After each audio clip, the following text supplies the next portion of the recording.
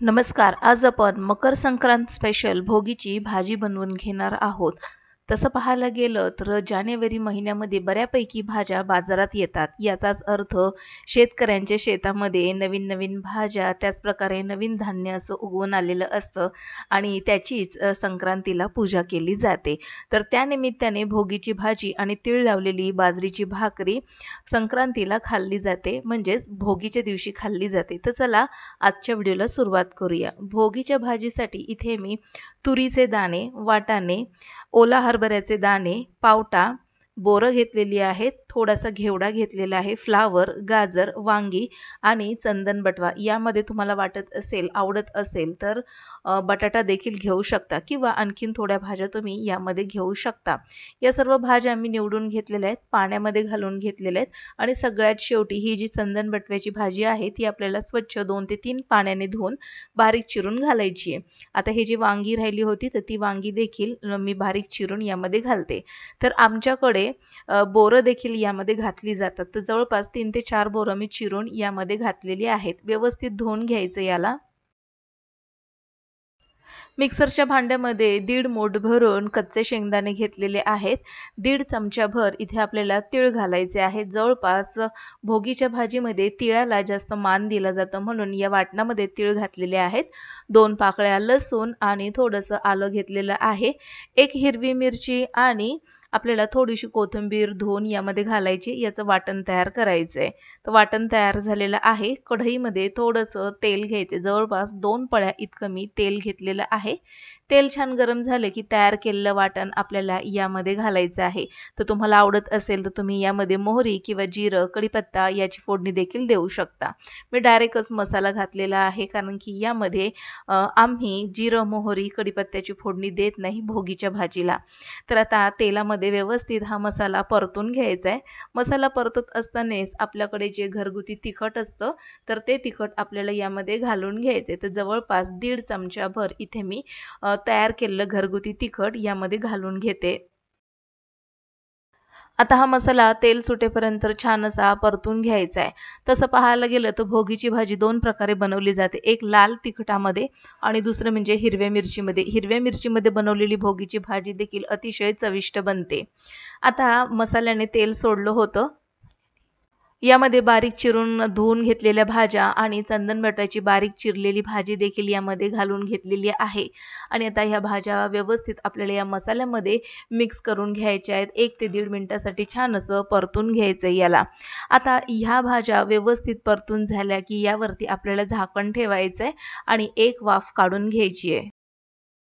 यावरती झाकण ठेवून घेतलेलं आहे. गॅस इथे मी मंद केलेला आहे आणि पुन्हा एकदा आपल्याला झाकण काढून 1 ते 1.5 मिनिटानंतर पुन्हा ही भाजी व्यवस्थित परतून घ्यायची. म्हणजे या भाजीमध्ये आपण वेगवेगळ्या भाज्या घातल्या होत्या.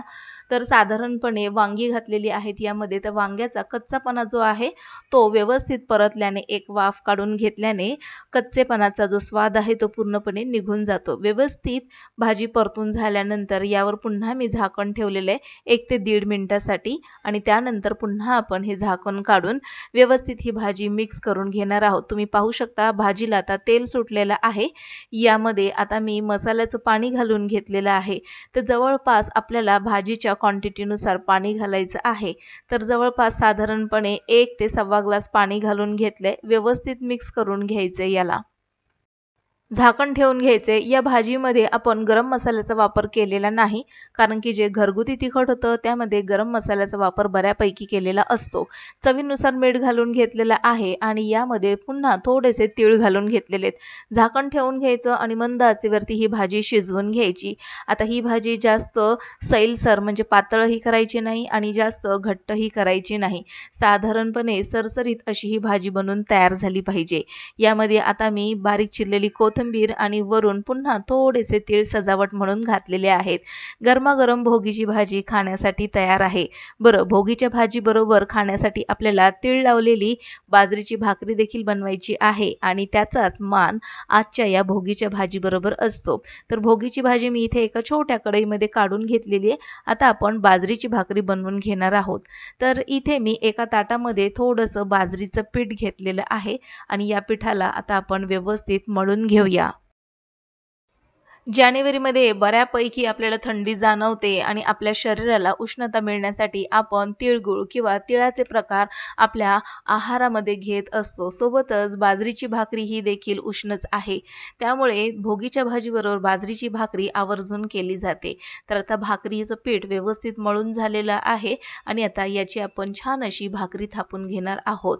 तर आता इथे या प्लेटमध्ये मी थोडंसं कोरडं पीठ घेतलेलं आहे आणि मस्तपैकी आता ही बाजरीची भाकरी आपण थापून घेऊया. बाजरीची भाकरी बऱ्यापैकी अर्धवट थापत आली की त्यावर आपण थोडेसे तीळ लावून घेणार आहोत.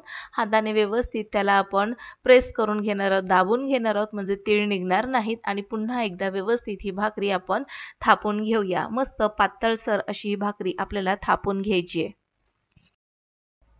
बाजरीची भाकरी थापून झालेली आहे. हिला आता आपण दोनही हातावर अलगद उचलून तव्यावरती अशा पद्धतीने घालून घेणार आहोत. याला पाणी लावून घेऊया आणि हे पाणी सुकण्याच्या आधीच आपण याला पलटून घेणार आहोत. पाणी पूर्णपणे सुकू द्यायचं नाही. आता ही भाकरी आपण पलटून घेणार आहोत.